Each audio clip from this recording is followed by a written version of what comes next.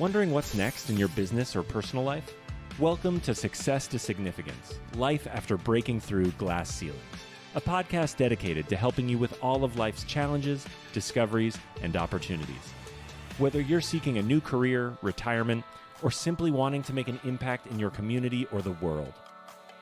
Join Jen Plessis and her guests as they explore how to start, what to do when you're in the thick of a change or growth, and how to leave a mark in this world after breaking through your next achievement. You are moments away from the aha you've been seeking. Hey, everybody, and welcome to Success to Significance. I'm your host, Jen Plessis, and I want to introduce you today to my special guest who I met on the Marketer's Cruise. I've been talking about the Marketer's Cruise for some time, and if you want to go on this cruise, you want to increase your business, you want to network with like-minded people, let me know. Or better yet, we'll just put the link in the show notes here too. Would love to meet you in person, would love to share with you everything that we're learning. Over 450 business owners from all over the world attend this event. And that's where I met my next guest, JM Ryerson. He is a leadership and professional coach, international speaker, host of Let's Go Win podcast, and the best-selling author of the books Let's Go Win, Champions Daily Playbook, and Upgrade. JM has been building companies and leading sales teams for over 20 years and is the founder and CEO of Let's Go Win, whose mission is to increase leadership and help teams achieve peak performance. JM's passion is to inspire people to become open to what life has in store for them. Does that sound familiar? And to provide others with the tools needed to overcome their self-limiting beliefs. And with that, I would like to welcome JM to the show. Welcome. Well, thanks for having me, Jen. I appreciate it. I'm humbled to be here. And this will be a lot of fun.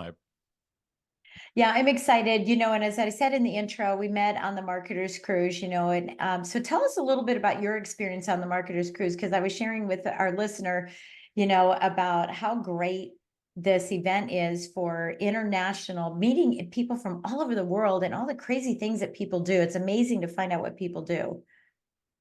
Yeah, I mean, anytime you put people that are ambitious, they have drive, and they want to genuinely help other people, I think it's a recipe for good things to happen, on top of the fact that my wife and I love to cruise as well. So yeah, I mean, the experience was amazing. Met so many good people that really are looking to improve their craft, network with other people. And it's not always that way where, people going in with real specific agendas, but I think everyone was just looking to connect and learn. And it was a fantastic experience that they put on, that Mike and Lou and Tom and everyone that put that on. I thought they did a great job. Yeah. You know what? And a little side note about what I'm so excited about too is that I have a captain's license. My husband and I both have a boating captain's license, and so we're getting our certification for a larger vessel, so that when we go to St. Thomas to visit Tom next year, we're going to have this big vessel that we'll reserve, and then we're going to take that around to Megan's Bay with a group of people.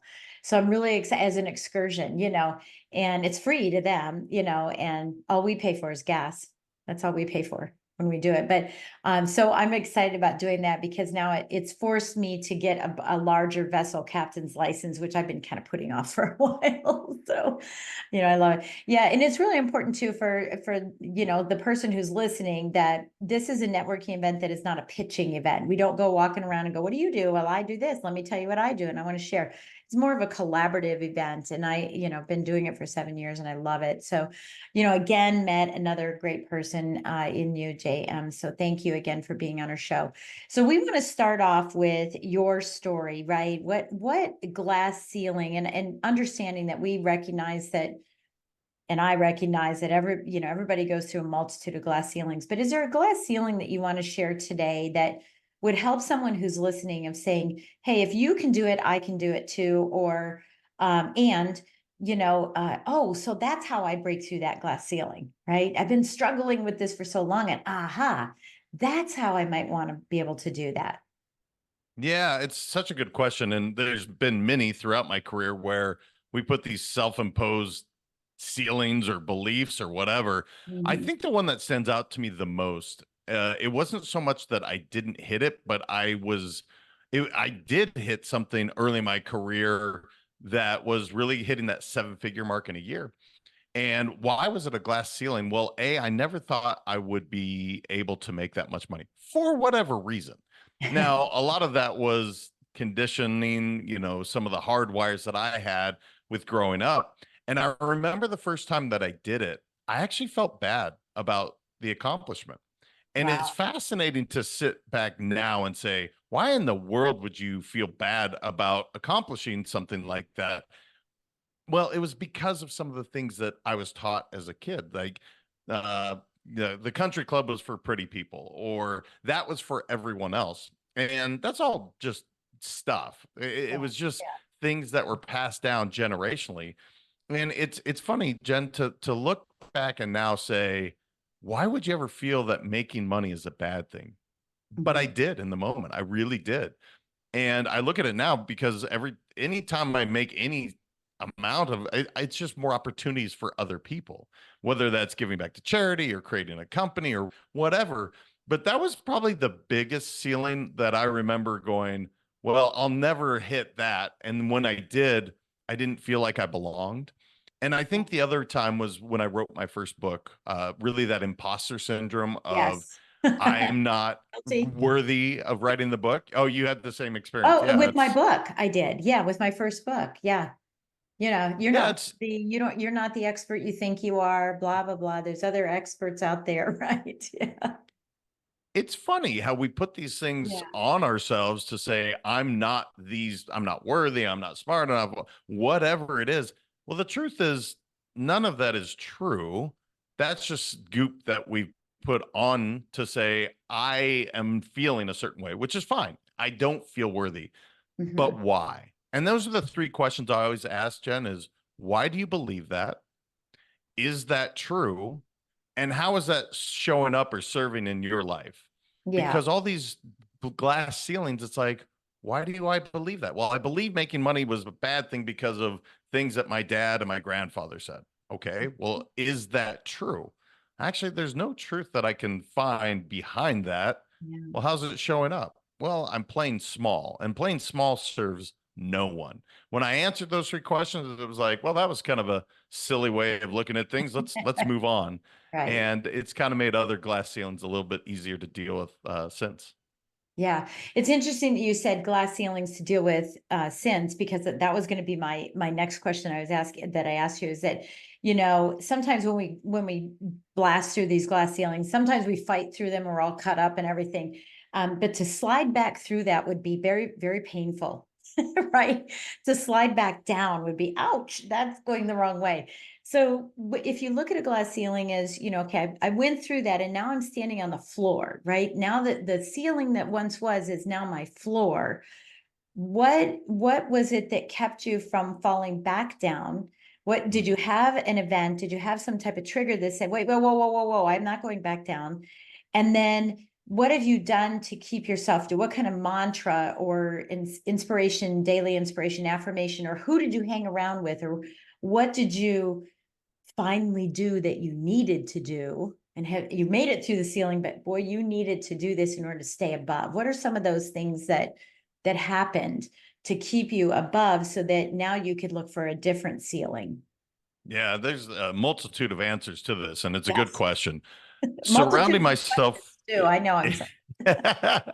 when you surround yourself with other people that really are aspirational or they Yeah. believe in changing the world for the better, it's hard to slide back into old patterns because you have upgraded Mhm. really who you surround yourself with. And it's not that, so I'll give you a good example. A lot of my high school buddies and even college friends, they have chosen a certain path, which is they're very comfortable at X amount of living. Fine. No judgment. I think it's fantastic. It just doesn't align with what I'm trying to do Yeah. and being an entrepreneur and building. So when I'm with them, we have a fantastic time. and we reminisce and we do all the things back home in Montana. It's fantastic. But when I'm in a professional setting, I'm surrounded with people that are extremely they're doing big things. They're putting themselves out there. They're willing to fail. And so it's not a judgment on, let's say, my best friend in the world. It's not a judgment. That is just the path he chose. My path is I want to scare the heck out of myself every single day, because when I'm uncomfortable, I know I'm growing. And so it is truly that. I have a whole thing on mantras that I do. I have my daily reminders that make sure to have a growth mindset as one of those, to where I remind myself, look, I'm not saying that I always have a growth mindset, but it's certainly what I want to choose to have. Yeah, and it's And better anytime than, I'm hitting those what I'm I was sorry. gonna say, it's better than hitting the opposition of that, not having the growth mindset, but having, it escapes me, like the stagnant mindset, right? It's just the scarcity mindset versus having that growth mindset. It's very, scary. Yeah. Yeah, it's so easy. Those are old patterns where I'm not good at, therefore I'm not going to move forward. Well, I wasn't good at, I don't know, name a thing Walking. that you weren't when you started. Yeah, walking, riding a bike, playing baseball, like Mhm. so many things that you didn't come out of the womb. And yes, there are prodigies, but I wasn't a prodigy in any of those things just previously mentioned. But with work, I got better at it. Yeah. And that's really been redefining myself as I've sold the other businesses that I'm trying something new. And now I'm in a new niche, and it's like, well, I don't know much about the niche, but can I help? Can I bring value? Yeah, I can. All right, cool. Yeah. Stop thinking about yourself. Let's go serve the people. And then you start growing. Yeah, and I think there's experiences that we have, baggage, let's call it baggage, but it's good baggage that we bring along into any new industry, any new venture that we have. We have these skill sets that we bring with us, and we think that we need to cut them off and leave them where they were. And that becomes some of the challenge that people have in growing is, well, I can't, I was a mechanic, and how can I possibly be this?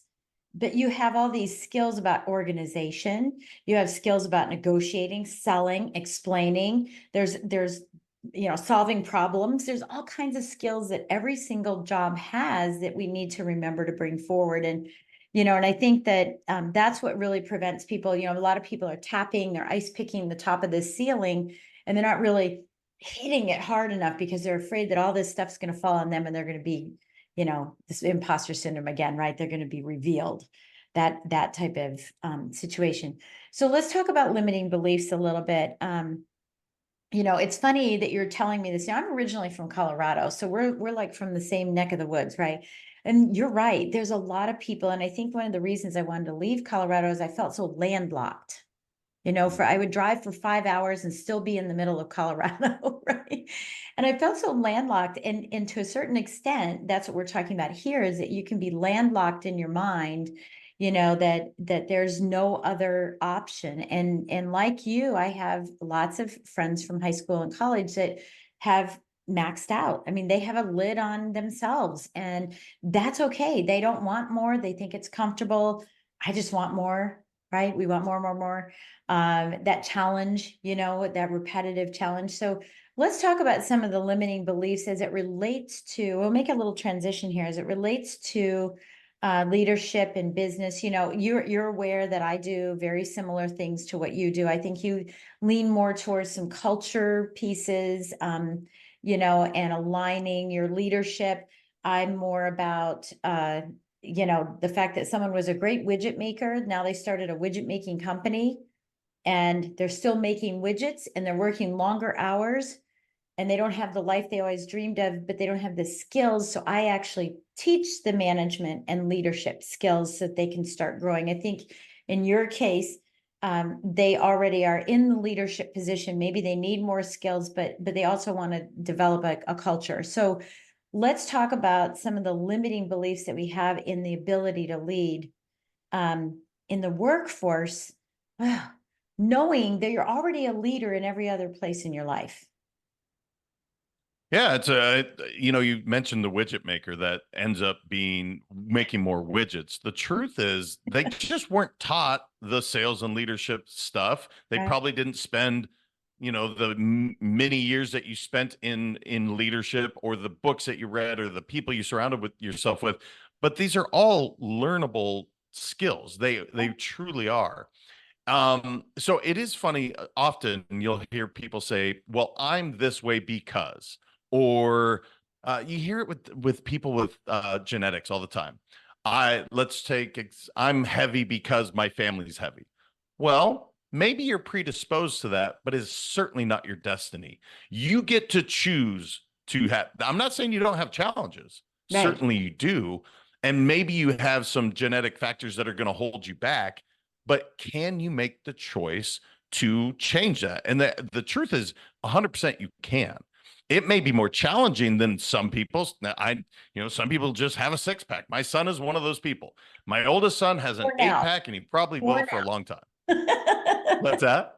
Your son has a six pack for now. Wait till he gets Well, older, right? that's fair. That's fair. Yeah. This kid, I grew up with a kid like him. Dave, this guy would drink beer, eat pizza, and he would have an eight pack. I Yeah, would work out incessantly and just didn't have it. right. However, you can get there. And this is when it comes to leadership. The reason I say that is I'll hear people say all the time, well, I'm shy, so I'm not a good leader. Yeah. Well, whoever said that you need to be outlandish and gregarious and have this dynamic personality to be a great leader? In fact, some of the greatest leaders of all time were pretty mild-mannered. I think of Mother Teresa. She wasn't outlandish. She Yeah. was a fantastic leader. So Lincoln. I think it's really figuring out language and what leadership really is. And I think when John Maxwell said leadership is influence, he nailed it. That's all leadership is. When you influence people to do something greater than they thought they could as a singular person, or they thought they could in general, and now you're rowing the boat in the same direction, you're accomplishing some amazing things. It's like you influence these people to do it, and you don't have to be this dynamic personality. Some people, that's a good leadership style. For some, it's not. And so what I would tell them is find your authentic leadership, Yeah. Yeah. bring the value that you have, and people will follow you through that brick wall. So I think it's just like you said, the language of what we're telling ourselves. Stop labeling yourself, because you get to choose whatever you are that day. Yeah. Yeah. And I think that's really important. I look back on my career, right? When I was in, financial services, I look back on my career, and I was one of in fact, I don't think I was I was the only female manager until they had others right after me. So I was the token female manager. And I would look at the way that others would lead and try to duplicate that. And then I would just fall flat, and I would find that my staff was more attracted to them than me. And then when I changed, and I thought, well, then fine, you just go work for them. But then what I found out is I found out how I lead, and being myself. And it felt, by the way, I wasn't exhausted at the end of the day from trying to be someone else. I wasn't playing and acting. But then all of a sudden they were more attracted to me than him, because now I was being me. And so whether, they liked his style or liked my style better, I was a better version of my own style. And I think that's really important too. I have and in fact, it's back here. I'm like, where is it? Where is it? I've got a little sign that says, be yourself. It's right down here, right down there. If you're not watching, you can come watch, but it says, be yourself. Everybody else is taken. And it was something, I've had that plaque for a while, right? And I think that that's really important, is to try to find that alignment. So what are some strategies that you have for finding that alignment? I mean, I'm very familiar with situational leadership, where we become chameleons and can be like them. But from your perspective, you saying, let's align it, how do you identify your style so that you can start taking those baby steps to be your style and not everybody else's that you're watching around you? Yeah, you really have to just take off the masks like you're talking about. I say it all the time. Masks are meant for parties, they're not for real life. Yeah. So at some point, we all chose to fit in, because naturally, human beings, we want to be liked, we want to fit in. But you also realize that, wait a minute, and you mentioned it, if I'm putting all this effort trying to look, sound, be someone I'm not, Mhm. I'm taking away so much energy that I could actually be putting forth doing great work. Yeah. And so some of the ways to do that are just really take a look in the mirror and say, who am I? And is this the way I want to show up? Because we all know genuinely how we like to show up. And here's my best example. Early in my leadership career, I would wear a suit and tie, and everyone on my team, it was a requirement, man. Like that was what we were going to do. I But remember the truth is, those days. Yeah. oh yeah, oh yeah. I Yeah. mean, I'm talking 3-piece suit and Yep. tie, Yep. and Straps, which is long yeah. pen. Yeah. And you know what? Some people they thrive in that suit and tie. I'm a kid from Montana. I love wearing jeans and a tee, just like I'm wearing today. I'm wearing my very, Yep. very comfortable t-shirt. Yeah. Yeah. And the point is, it's not that one is better than the other. Some people feel really comfortable and confident in that suit and tie. I always felt like a fraud. I didn't feel comfortable. And then I started to act accordingly. Like, I need to sound this way. I need to think this way. No, just be yourself. Yeah. Now, that's just a simple example of using an outfit. But the truth is, when I really accepted and chose to be vulnerable with my team, we went from growing at 15% a year to growing at 22% a year, year over year. And by the way, I was spending less time at work, more time at home, Yeah. and all because I let people in. And actually, my first book, I started with vulnerability. When Yeah. you truly let your team in, when you open your arms and say, this is who I am, you'll find out immediately the people that A, are going to get behind what your vision is, or B, they won't. And the ones that do, they're going to be with you because you're letting them in. When you keep them at arm's length, they're not going to follow you through that brick wall. So that's just a couple ways to make sure to take Yeah. off the mask, be vulnerable, be authentic, and watch how much easier that is than trying to be someone that you're not. Yeah, yeah, absolutely. The example I just gave you. Yeah, some still liked his style, but others went, ah, there she is. There she is. Oh my gosh, I love her, right? Yeah, I think that's really important. For me, it was armor. It wasn't a Mm. mask, it was armor. It was worse than a mask. A mask is easy, like pop it off. Armor is like glued to you, it's heavy, right? And everyone kept saying, take off the armor. And I was like, no, no, no, no, no. I'm gonna poke holes in the armor. I'm going to poke little holes as I learn, and kind of maneuver through who I'm going to be. This is 40 years in the making. This isn't something that happened overnight, right? And as I poke those holes, little bits of sunshine, and now people can follow you. Otherwise, the mask is just darkness, right? So yeah, I love your examples. I think that those are, super powerful. What else do you want to share with the person who's listening about leadership? So one is be vulnerable. I did hear you say talk about vision. So maybe you can talk about that, because if you don't share your vision with your team, then they're being led blindly, even if you do have your mask off. Maybe you could talk a little bit about vision. Yeah, anybody listening, when you think of your vision, you have to remember it has to be big enough for everyone else's vision to fit inside of it. And if it's not, start again. Because if you have a vision that's really limited, and we mentioned playing small earlier, and somebody has a vision bigger than yours, they're Yeah, they not going won't to be follow on your you. team. Yeah, It just won't work. yeah, So the first thing as a leader is to be very clear on, here's the vision, this is where we're going. And by the way, everyone, yours can fit inside of that vision as well. We can make sure to support that vision. The second part of that is actually having humility. And this is where it gets confusing for people. They're like, well, wait a minute, I have to create this great vision. Yeah, but it's not just your vision, it's the team's vision. And as a leader, one of the most important lessons to have is to truly be humble, truly allow your team to flourish and thrive and recognize them. Gallup did a study, and over 70% of people are currently disengaged in the workforce. Well, okay, that's not good, but why? The number one reason they found is people lack recognition. So as a leader, this is free to everyone. It costs you $0 and your return on your investment is incalculable just by saying, I appreciate you. I call it EPR. You want to encourage, you want to praise and recognize, and never take that away from them. Because the worst thing I've seen leaders do is, well, they will take credit for something their team has done. You will destroy your credibility with your team and lose them. So make sure you're recognizing your people and giving them love. Yeah, I think that's really important. Now, the question I have for that, a follow-up there is, I'm taking some notes here because I want to ask you another question here in a minute. The follow-up I have to that is, do you think that now is a product of our culture? Because we know adaptability quotient is now something, we have EQ, IQ, we have all these, crazy things, but now we have AQ, which is adaptability, and especially, at the speed of what everything is growing.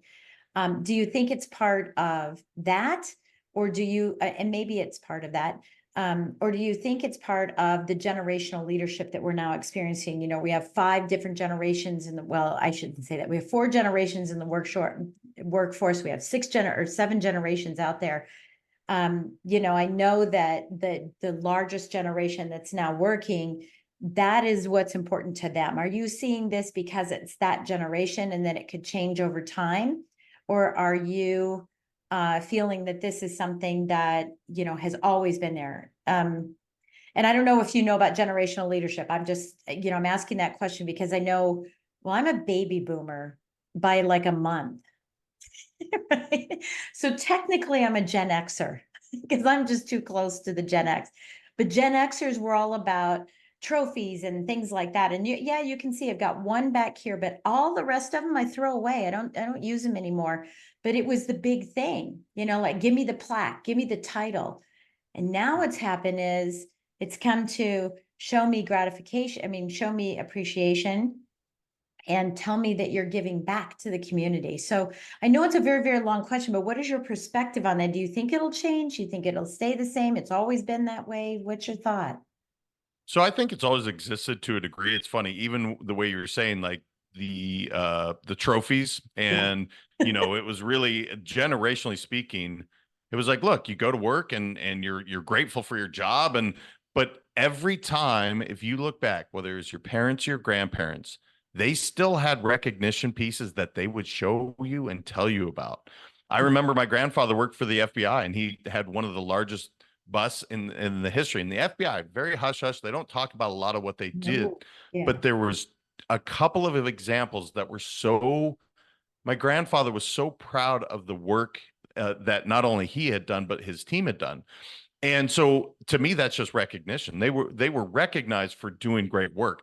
I don't think that's ever going to go away from now until the end of time, because human beings, we want to feel rewarded and fulfilled. Now, you mentioned the newer generation, where we want to make sure that it's more than just the widget, right? That we're also giving back. And that's certainly been a shift, but I think it's a shift for a positive, where they want to be fulfilled, both making money, doing good things, but also giving back to those in need. But if you look at it, they want recognition for both as well. That we did do a great job. Tom's shoes, they gave away however many millions of shoes to those that were in need. Well, if you think about it, they're trying to do something to help these folks, but they also want that recognition for, by the way, Tom's shoes is more than just making a profit. So if you really look at it, in my opinion, it's always been about recognition. It's just been adapted slightly differently in different language.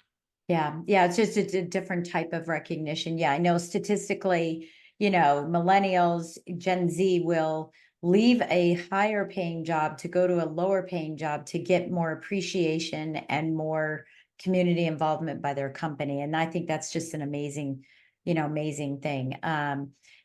Yeah. Thank you for sharing that. So what else would you like to share about leadership or about team building, creating high performance teams that you think someone who's listening, who is a leader or maybe stepping into that leadership role, might need to know? I would say leadership is fun. If you really look at that, I so often, one of my least favorite things is it's lonely at the top. I've heard people say this for years, and it's discouraging for somebody to say, well, I don't want to be a leader. Then that sucks. I don't like being lonely. It's lonely at the top if you choose for it to be that way, in my opinion. And there are examples of it, right? Lee Iacocca, for the people back in the 80s. I mean, this guy was huge. And yeah, he made it lonely because he took all the credit away. Yeah. But I look at the, Elon Musk's or Steve Jobs of the world. They were very quick to say, I'm surrounded by really intelligent people. They would give praise to their team. They never seemed lonely to me at that point where they're changing the world for the better because they allowed people to have that recognition. So I think one of the things I would like to dispel is it's not lonely at the top unless you create it that way. Yeah. And again, you want to be fulfilled. And being a leader to me is a great thing because the truth is, everyone listening to this podcast is a leader. Yeah. And most people say, well, what do you mean? Well, if you think about it, you have to lead yourself first Yeah. before you can lead anyone else. And it is one of those things where often people like, well, I want to give everything to my people. Got it. Have you actually worked on yourself first? Yeah. In order to show up as that best leader, you have to pour into your bucket so that you can pour more back out to your people. So that's one of the things that I talk about often, and I'm sure you do too, Jen. It's like, you need to make sure you're taking care of you, so whatever hat you're wearing, that you're able to give back as much as you can. Yeah. Yeah. My mentor, Dr. Greg Reed, he's founder of Secret Knock, dear friend of mine, 138 published books. He wrote 3 Feet from Gold with Sharon Lechter, another dear friend, but he always says, work your strengths and hire your weaknesses. Work your strengths and hire your weaknesses. I think a poor leader works their strengths and refuses to hire their weaknesses because they don't want to see the weakness. And so that's what leads to burnout. That's what leads to the long hours and where they become a practitioner in their business rather than that leader and CEO, the chief executive officer. And I think that, we just don't have, again, this is to me where EQ comes in. I think a lot of great leaders have a lot of EQ, emotional, the emotional quotient or emotional intelligence, where everything that they do is about the collective of the team rather than give it to me, shine the light on me, I can do it all. But you can't do it all forever. And that's why so many businesses fail. Well, and it's funny, as a leader, as you're talking, one of the things that I see early leadership do is they think they need to have an answer for everything. If you don't know the answer, the best answer is, I don't know. That's a great question. Let's find out together. No leader, and you mentioned a couple of amazing leaders with great book, by the way. 3 Feet from Gold is fantastic. Right. If you want to know, everyone listening, if you want to know how to succeed, don't quit. I mean, that's literally, it's that simple. If you don't quit, you will succeed. Period, point blank. And when I read that book, it's so true because people are right there and yet they're not willing to put that extra effort in. Yeah. But yeah, no, it's a good point. You don't have all the answers. You're never going to have all the answers. By the way, that just makes you human. That's a good thing. So yeah. Well, and you should be a life learner, right? And have that thought process of, I'm always learning, which in fact is saying I don't know everything. Right? That's why I'm always learning, because I don't know everything. Yeah, I think that's a really powerful piece of that too. So what is on your docket moving forward? What's ahead for you in 2024 as we're recording this? What can we look for from you? yeah, it's been a fun last couple of months. So this particular company, so this is my 4th company that I've had a chance to build. And this one, it took a while to really figure out my niche, quote unquote.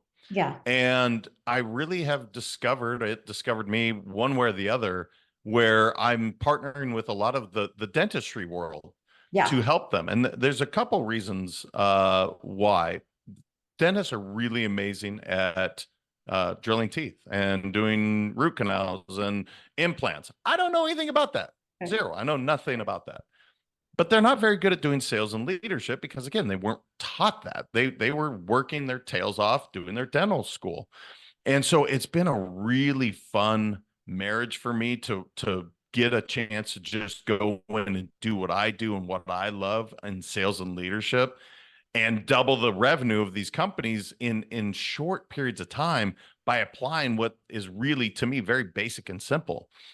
So that's been fun, and it's allowed me to work in a field. So dentistry also has the highest rate of suicide of any occupation in the country. Wow. Well, I'm passionate about that because I lost my dad to suicide just over 2 years ago.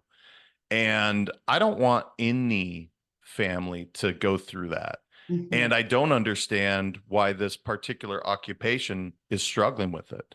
So it's been really fun, Jen, for me to not only double the revenues, that's great. And that's what they're excited about, but to watch them actually get some work-life harmony, Yeah. to watch the stresses and ease fall away and allow them to truly live their best life. There, it's more rewarding. Going back to the recognition or the rewarding piece, watching that is so more fulfilling than watching an extra zero go on the balance sheet, watching the income. That's cool, and I know it's important in business, Yeah. but to watch these stresses melt away and to work with them in the executive coaching that I do, it's so awesome. And it reminds me of why I get up every single day, It's your is because why. there's somebody hurt. Yeah, it's Yes, your it why. is. I mean, you're explaining your why. Yeah. Yeah, I love that. I love that. And now I recall our conversation, which we talked about in the green room. I mean, I'm vulnerable. I can't remember everything. Yeah, because I was talking to you about that, and you said dentist, and I said, oh, chiropractors. I work with a lot of chiropractors for the same reason, you know. Yeah, because it's hard to be a leader. You know, I think in those in the it's not the comparison of suicide or anything. You know, financial planners is high up there. Real estate Mhm. agents are very high up there. Mortgage lenders are very high up there as well. You know, in that top cat or in the top category of suicide, but also for heart attack, because the pressures of the job, you know, are there. And I think, you know, when a chiropractor, you know, says, look, I crack people's backs and their necks and stuff, they're the only ones that they think can do it.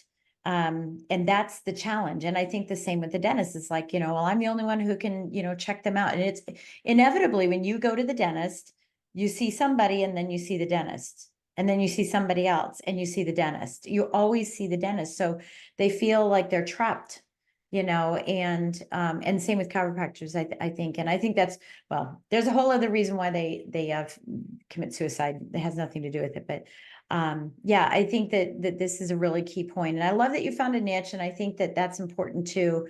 You know, I've always said niche to grow rich, or there's niche, you know, we all know that. We all know that. If you're trying to sell everything to everybody, you're selling nothing to no one.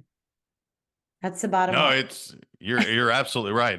It's funny because I came from the finance service world as well, and it was clear, like, this is what we do and this is our target audience. Because of the world of Let's Go Win, because of how I started it, because I wrote the first book for my kids. I Mhm. wrote it to inspire them to live their best lives. And so I was just helping anybody and everybody I could, which was cool, but people didn't know how to refer me. It was really interesting. They're like, Yeah. so who do you help? How do you do this? And I'm like, but the moment I said the word dentistry, as you said, Yeah. it's just opened up doors and And people you in do my all, own life that right, I didn't even know. So, right. And you do all the other things. It's like, no. you know, it's like Starbucks. They've never had an advertisement on the TV for their potato chips, for their yogurt, for their cake pops, for their blueberry muffins, right? For their coffee itself, you know, the bags of coffee. They just advertise coffee and whatever their smoothie things are called and, you know, all that. And so when you go in there, and so that's what draws the people in. And then when you go in there, you're like, oh, they've got all this other stuff, you know, and they talk about, hey, would you like to have a egg bite? You know, I've never even seen an ad for an egg bite. And Mm. half of them are out of egg bites every day. No, it's a great example. You're Yeah. exactly right. I love that. And it's true. Doesn't mean you can't do it. It's just help people, especially when it comes to referrals. And I know you know this too. When you simplify it for people, they know who to refer you to. They're Yeah. like, oh, Dennis, I know Now these I people, know or them. chiropractors. Yeah. Yeah, now I know them. Yeah. Yeah, it's amazing. It's amazing. What would you like to leave us with today? What quote mantra, or is there a new book you're reading that you would like to share with everybody? Gosh, you gave me so many options. I'm going to give you all three if I can. So my Yeah. favorite mantra is I'm whole, perfect, strong, powerful, loving, harmonious, and happy. It's called the perfect mantra. I don't recall where I found that from, but I'm whole, perfect, strong, powerful, loving, harmonious, and happy. You mentioned my favorite quote. It's amazing what can be accomplished if no one cares who gets the credit. One of my favorite, especially when it comes to leadership. And then book, Super Communicators by Charles Duhigg. If you've read Duhigg's works before, like The Power of Habit or Stronger, Faster, Better, this one is all about communication, and everything we've talked about in leadership. It's funny, didn't talk a lot about communication, but it's one of the things that you have to be skilled at, is really being clear on communication and making sure that it's actually taking place. So those are the three. I'm going to give you all three, and thank you, Jen. I appreciate you having me on and allowing me to share with you. Absolutely. So what is the best way for someone to reach you? There's the website, letsgowin.com, Let's Go Win 365 on Instagram. I have a lot of traction there, and DM me on there. Just hit me up. You're going to get me, and I actually love to interact. So I think those would be the two best places. Awesome. Beautiful. Well, thank you so much for bringing all of your insight in here. I love the perspective. It's amazing how so many people, are leadership development coaches and speakers and whatnot, and we all have a slightly different take on everything that we're doing. And it's powerful, because I imagine if we all came together and just did one massive leadership book, it would be the best in the world. It would be the best. I love it. Well, thank you again, JM. I really appreciate it. And thank you all for listening. I appreciate you taking time out of your busy days to listen in on us, whether you listen at full speed, half speed, or super duper fast. I appreciate the time that you dedicate. And don't forget to put everything in action. Listen to this again. If you're driving in your car, go back and take some notes, transcribe it into AI. If that's what you need to do, just transcribe it so that you can take some of these and start applying one little thing that you learned today from JM, and then grow and create those habits. That's what atomic habits are. You can't get them all at one time, but to do one of those little steps each time, each day, so that you can make yourself better. And don't forget to subscribe to us with us on YouTube, so that you can watch us as well as listen to us. And of course, you'll have all kinds of other things that are on there as well, that we're putting out, our other podcasts, Jen's Jots, some other little things that we put out on occasion. So we thank you again for listening, and we'll catch you next time on Success to Significance, Life After Breaking Through Glass Ceilings.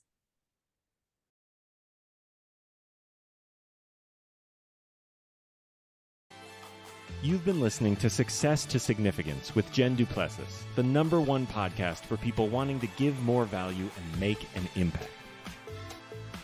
Loved this episode? Be sure to subscribe right now at www.jenduplessis.com/S2S for more stories, strategies, and thoughts to help you gain significance and success. And if you like what we're doing, don't forget to give us a rating and review so we can continue to bring you the best content possible. Join us next week for another breakthrough episode. Thank you for listening.